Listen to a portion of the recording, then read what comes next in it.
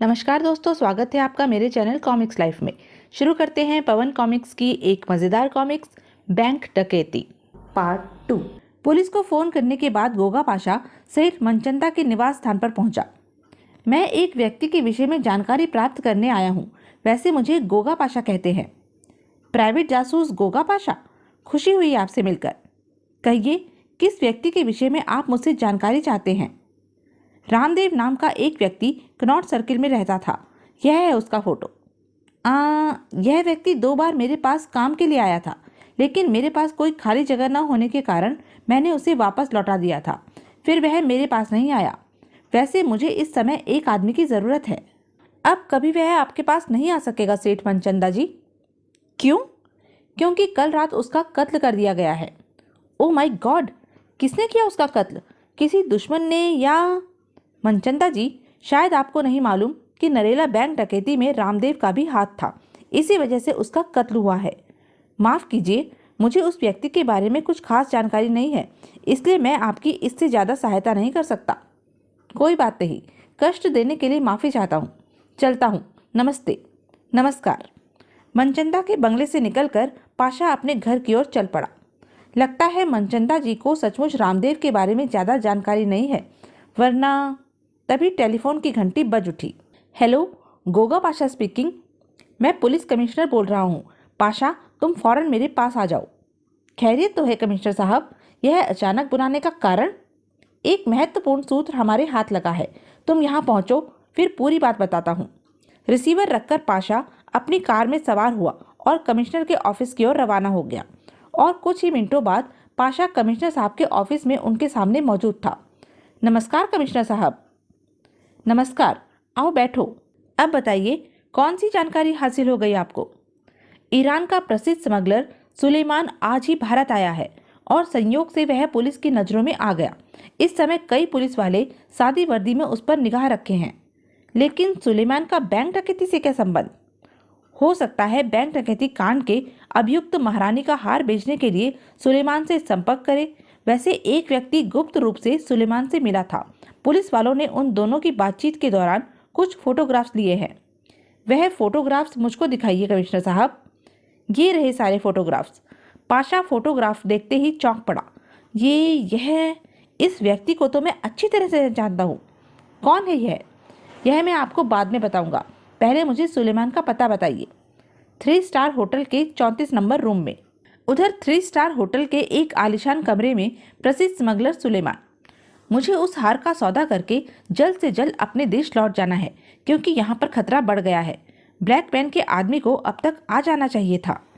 तभी दरवाजे पर दस्तक हुई। शायद ब्लैक मैन का ही आदमी होगा। सुलेमान ने जैसे ही उठकर दरवाजा खोला, ढिशुम! आह! एक शक्तिशाली घूसा खाकर सुलेमान फर्श पर गिर पड़ा। यह क्या बदतमीजी है? कौन हो तुम? मुझे गोगा पाशा कहते हैं। देश मुझे कानून का रक्षक कहता है और समाज के दुश्मन मुझे काफिर कहते हैं। तुम यहाँ क्यों आए हो? तुमको गिरफ्तार करने।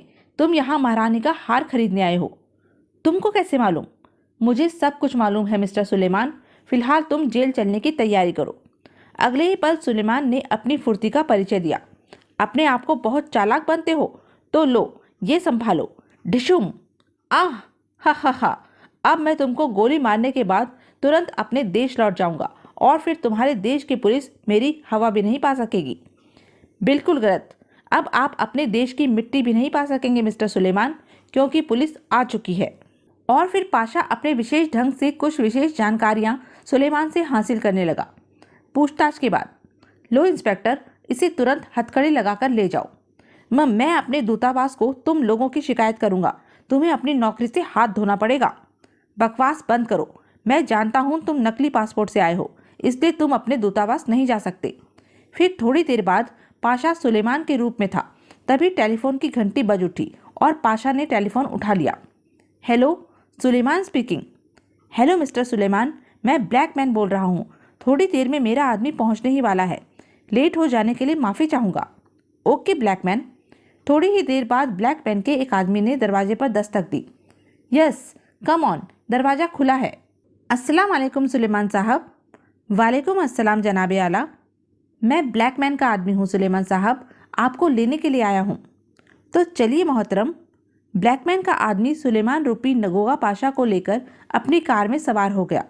सुलेमान रूपी गोगा पाशा के सीट पर बैठते ही कार तीव्र गति से एक दिशा में दौड़ पड़ी।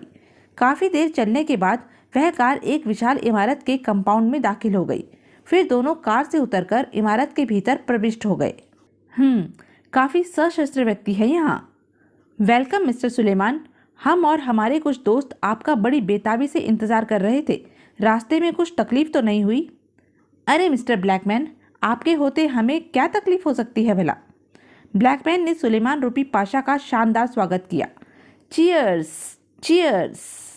मिस्टर ब्लैकमैन, हम चाहते हैं कि आप हमको फौरन वह हार दिखा दीजिए ताकि हम उसका सौदा करके अपने देश लौट जाएं।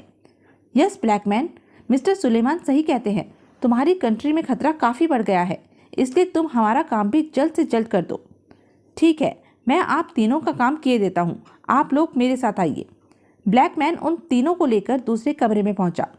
मिस्टर ची योंग, यह रहा आपका माल। यह रहे मैडम आपके माल के पैकेट। यह रहा महारानी पद्मावती का हार। बताइए क्या कीमत देंगे आप इस हार की? वैसे हार का कीमत तो करोड़ों रुपए है मिस्टर ब्लैकमैन, लेकिन इस समय इसकी कीमत सिर्फ तुम्हारी मौत है। यह क्या है? इसको रिवॉल्वर कहते हैं मिस्टर। देखने में छोटी लेकिन खतरनाक है। इसको गुस्सा भी बहुत जल्दी आता है। तो तुम सुलेमान नहीं हो? कौन हो तुम?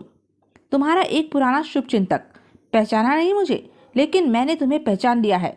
मिस्टर ब्लैकमैन उर्फ सेठ मनचंदा जी, तुम सुलेमान नहीं हो। कौन हो तुम? घबराओ नहीं मनचंदा, कुछ ही देर में मेरा कुत्ता शेरा पुलिस लेकर यहाँ पहुँचता ही होगा। परंतु मनचंदा ने तेजी से घूमकर एक वार किया और पिस्तौल पाशा के हाथ से छूटकर दूर जा गिरी। मनचंदा ने पाशा को संभलने का मौका नहीं दिया। भून कर रख दो इस सांप की औलाद को। वे गुंडे पाशा पर झपटे, किंतु वो पाशा की चुस्ती फुर्ती से वाकिफ नहीं थे। ओह, इस यमदूत को जल्दी खत्म कर दूं, वरना काफी बखेड़ा खड़ा कर देगा। किंतु पाशा की सतर्क निगाहें सेठ मनचंदा को भूली नहीं थी और मनचंदा ने खुद को संभाला और लपक कर अपनी मेज में लगा बटन दबा दिया। अगले ही पल उस पर लोहे का जंगला गिरा और पाशा उसमें कैद हो गया। उफ, धोखा! मनचंदा, मैं तुझे छोड़ूंगा नहीं। हा, जासूस महाशय, अब देखूं तू कितना फड़फड़ाता है। मैं सारा पैसा व हार लेकर यह देश छोड़ने वाला हूँ। कुछ ही देर बाद मैं इस देश की सीमा से बाहर होऊंगा, समझे? यह तुम्हारी गलतफहमी है मिस्टर मनचंदा। मेरे जिंदा रहते तुम यहाँ से भाग नहीं सकोगे। ठीक है, मैं तुमको मारने के बाद चला जाऊंगा। फायर! पता नहीं यह शेरा कहाँ मर गया, परंतु इससे पहले कि बदमाश पाशा का निशाना ले पाते, दरवाजे से गोलियों की बौछार सी हुई। धाएं, धाएं! सबने पलट कर देखा तो द्वार पर पुलिस खड़ी थी। खबरदार, कोई नहीं हिलेगा। सिपाहियों, गिरफ्तार कर लो इन सबको। अरे बाप रे, पुलिस! इधर पाशा ने अपनी संपूर्ण शक्ति इकट्ठी की और उसकी शक्ति के आगे लोहे की सलाखें भी न टिक सकी। हरामजादो, खड़े खड़े मुंह क्या देख रहे हो? मुकाबला करो। धाएं! बदमाशों और पुलिस ने तुरंत इधर उधर होकर मोर्चा संभाला और एक दूसरे पर फायरिंग करने लगे। यहाँ रुकने का मतलब है अपनी मौत को दावत देना। पाशा ने मनचंदा को भागते देख लिया और उसके पीछे लग गया। ओह, वह कार में बैठकर भाग रहा है। हा, अब हिंदुस्तानी पुलिस मेरी हवा तक भी नहीं पा सकेगी। लेकिन मेरे पीछे यह कौन लगा है? जरूर पाशा ही होगा। इससे मुझे तुरंत पीछा छुड़ाना चाहिए। मनचंदा की गोली निशान पर बैठी और गोगा पाशा की कार का टायर फट गया। कार गोगा पाशा के कंट्रोल से बाहर होकर पुल की रेलिंग तोड़ती हुई नीचे सड़क पर जा गिरी। धड़ाम! उधर मनचंदा एयरपोर्ट पहुंच गया था। मुझे दुबई की फ्लाइट में एक सीट चाहिए, मिल जाएगी? जरूर, संयोग से एक रिजर्वेशन अभी कैंसिल हुआ है। तभी एक रिवॉल्वर की नाल मनचंदा के सिर पर आ लगी। अब तुम्हारा जाना भी कैंसिल हो गया है मिस्टर मनचंदा। गोगा पाशा, तुम तो पुल से गिरकर मर गए थे। मैं पुल से गिरा नहीं था। कार गिरने से पहले ही मैं कार से कूद पड़ा और पुल की रेलिंग पकड़कर लटक गया।